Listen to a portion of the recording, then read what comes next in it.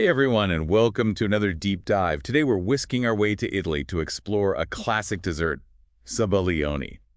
Um, it's this incredibly smooth custard, and it's surprisingly easy to make. Have you ever had it? I have. It's absolutely delightful. What I find fascinating about Zabaglione is its history. It seems to have evolved from a kind of medicinal tonic to a beloved dessert. Really? A medicinal tonic. Yeah.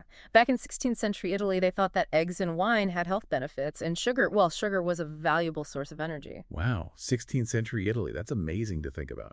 I have to admit, Zabaglione has always seemed a little intimidating to me. Just the name sounds so fancy. hmm But hearing you talk about its history, it's like, I don't know, it's like this culinary time capsule taking us back to those early Italian kitchens. Exactly. And the recipe is really pretty straightforward despite its long history. You essentially just need egg yolks, sugar, and Marsala wine. Of course, the magic happens in the technique.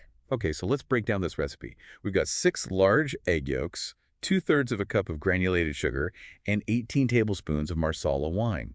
Plus, a little vanilla extract if you're feeling fancy. Wow, that's a lot of Marsala. Why is that the star ingredient? Well, Marsala wine brings this unique complexity to Zabaglione. It adds a subtle sweetness with hints of dried fruit and a slightly nutty aroma, but it's more than just the flavor. As the alcohol evaporates during cooking, it creates those beautiful, airy bubbles that make Zabaglione so light. Ah, so it's not just for that boozy kick. It actually plays a crucial role in the texture, too. Okay, now the recipe mentions substituting Marsala with Moscato d'Asti. Would that change the character of the dessert completely, or is it a subtle thing? Moscato d'Asti is definitely lighter and sweeter with a touch of sparkle. So yeah, it makes for a lighter and fruitier Zabaglione. It's still delicious though. It's kind of like choosing between, I don't know, a bold red wine and a refreshing white wine with your meal. I love that analogy. Okay, so we've got our ingredients, and we're getting a sense of those flavors. Now let's get to the technique. The recipe says we need to whisk constantly. Why is that so important? What's the science behind all that whisking? Whisking is essential for Zabaglione. That's how we incorporate air into the mixture to create that stable foam in the egg yolks. That's what gives it that cloud-like texture. So it's like we're whipping little pockets of air into the custard, and the marsala helps those bubbles hold their shape. Exactly. And whisking constantly prevents the egg yolks from overheating and curdling. We want gentle, even cooking. And speaking of cooking, that's where the double boiler comes in. Yeah. The recipe calls for a double boiler. I've always found those a bit fussy, but I'm guessing there's a good reason for it in this case. Absolutely. The double boiler lets the eggs cook gently and evenly, preventing them from scrambling. Direct heat would be too intense and would probably ruin the delicate texture we're looking for. Makes sense. So we're whisking constantly over this gentle heat, creating this light, airy custard. How do we know when it's done? Is there a visual cue or a test? You'll see the Zabaglione transform as you whisk. It'll triple in volume, turn a pale yellow, and become thick enough to coat the back of a spoon. If you lift the whisk, the mixture should fall back in ribbons. Ribbons of creamy, fluffy goodness. Okay, got it. So for someone like me who, gets distracted in the kitchen, what happens if I stop whisking for a second? Will it turn into scrambled eggs? A short pause won't be a disaster, but longer pauses could make it curdle. The key is that consistent heat and motion, so the egg proteins can cook gently without scrambling. Think of it as like, I don't know, culinary meditation, focus and flow. Okay, channeling my inner Zen master here, ready to whisk with intention. So we've mastered the technique, and our Zabaglione is looking fantastic. What are some of your favorite ways to serve it? Well, Zabaglione is super versatile. You can serve it warm over fresh berries, a slice of pound cake, or even poached pears. Oh, warm Zabaglione on berries. That sounds heavenly.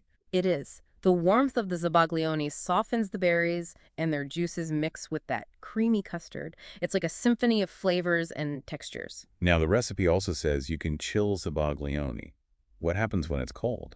Does the texture change a lot? Chilling it makes it denser, almost like a mousse. It's delicious, served with biscotti for dipping, or you could even layer it in parfait with fresh fruit and whipped cream. So you get two completely different experiences depending on the temperature. That's amazing.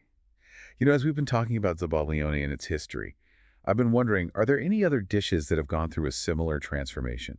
Starting out as something more functional and becoming a culinary treat. Yeah, that's a great question. There are actually quite a few. Think about yogurt, for example. Originally, it was just a way to preserve milk way back when, but now it's a staple. We eat it in sweet and savory dishes. That's true. I never thought about it like that. And what about bread? It started as a basic necessity, and now we have all these incredible breads from around the world, each with their own unique history and flavors. Exactly. Even something as simple as oatmeal. It used to be seen as bland and boring for breakfast. Now it's like a blank canvas for culinary creativity with all the toppings and flavor combinations you can add. It really is amazing to think about how food traditions evolve over time, reflecting cultural shifts and culinary innovation. It just makes me appreciate Zabaglione even more, knowing that it's been delighting taste buds for centuries and continues to inspire cooks today. And speaking of variations, have you ever thought about how different cultures might have taken Zabaglione and made it their own? Oh, wow. Now that you mention it, I'm kind of craving a Japanese-inspired green tea Zabaglione, or maybe a Mexican chocolate version with some cinnamon and chili. The possibilities are endless. You could infuse it with spices, herbs, or liqueurs. You could fold in whipped cream or mascarpone cheese for a richer texture. You could even make savory versions with Parmesan cheese and herbs. My mind is racing with ideas. Zabaglione is like a chameleon, adapting to different flavors and inspirations. But before we go too far with these culinary fantasies, I want to come back to the classic recipe for a moment. For our listeners who might be feeling a little intimidated by Zabaglione, what words of encouragement would you give them? Don't be afraid to try it. It really is surprisingly easy to make, especially if you just break down the steps and remember what we've talked about. Fresh eggs, constant whisking, gentle heat, and most importantly, have fun with it. I love that. Embrace the process, enjoy the journey, and put your own spin on it. The best thing about cooking is that it lets us express our creativity and connect with our culinary heritage. Right. And remember, even if your first try isn't perfect, every kitchen experience is a chance to learn. Don't get discouraged by mistakes, they often teach us the most. Absolutely. So to all our listeners out there, we encourage you to share your Zabaglione adventures with us. Yeah. Your creations, your successes, even your delicious mishaps. Go to our website, www.eateveryslice.com, for the full recipe, tips, and to connect with other food enthusiasts. We're all about building a community where we can learn and grow in the kitchen together. And be sure to follow us on social media. We love seeing your creations and hearing about your adventures in the kitchen. Now, as we wrap up our deep dive into the world of Zabaglione, I want to leave you with this thought. Imagine yourself transported back to 16th century Italy. Picture a bustling kitchen filled with the aromas of simmering wine and the sound of whisks working their magic. And as you taste that first spoonful of warm, airy Zabaglione, consider this. Would you have guessed that this simple yet elegant dessert would captivate taste buds for centuries to come? Food really has an incredible ability to transcend time, connecting us to the past and inspiring future culinary explorers. That's the beauty of it all. So go forth, whip up some Zabaglione, and join us on this journey of culinary discovery. Until next time, happy cooking.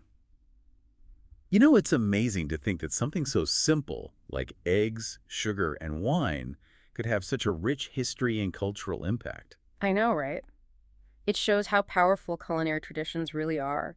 The fact that we still love Zabaglione today, centuries later, that just proves its timeless appeal. It makes you wonder, are there other hidden gems out there just waiting to be rediscovered and reimagined? Oh, I'm sure there are. I bet there are countless culinary treasures tucked away in old family recipe books and historical archives, just waiting for someone to bring them back to life. That's so exciting. And it reminds me how important it is to keep those family recipes and traditions alive. You know, each one has a story. It connects us to our past and enriches our present. Absolutely. Every dish has a tale to tell. Sharing those stories keeps traditions alive and inspires new generations of food lovers. Well said.